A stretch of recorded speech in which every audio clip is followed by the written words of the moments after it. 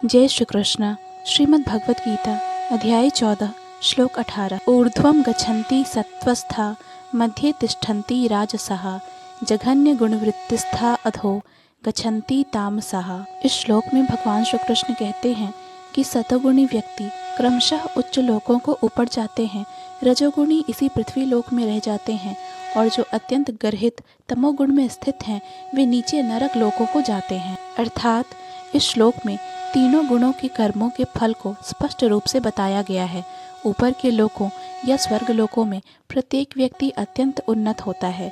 जीवों में जिस मात्रा में सतोगुण का विकास होता है उसी के अनुसार उसे विभिन्न स्वर्ग लोकों में भेजा जाता है।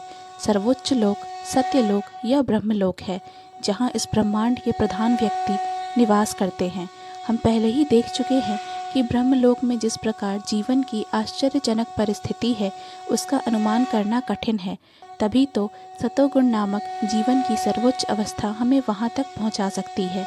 रजोगुण मिश्रित होता है, यह सतो तथा तमोगुणों के मध्य में होता है। मनुष्य सदैव शुद्ध नहीं होता, लेकिन यदि वह पूर्णतया रजोगुणी हो तो वह इस पृथ्वी पर केवल राजा या धनी व्यक्ति के रूप में रहता है, लेकिन गुणों का मिश्रण होते रहने से वह नीचे भी जा सकता है।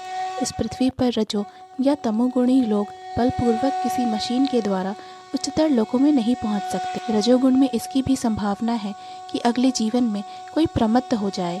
यहाँ पर निम्नतम गुण तमोगुण को अत्यंत गर्हित अर्थात जघन्य कहा गया है। अज्ञानता अर्थात तमोगुण विकसित करने का परिणाम अत्यंत भयावह होता है। यह प्रकृति का निम्नतम गुण है। मनुष्य योनि से नीचे पक्षियों, पशुओं, सरीसृपों, वृक्षों आदि की 80 लाख योनियां हैं और तमोगुण के विकास के अनुसार ही लोगों को ये अधम योनियां प्राप्त होती रहती हैं।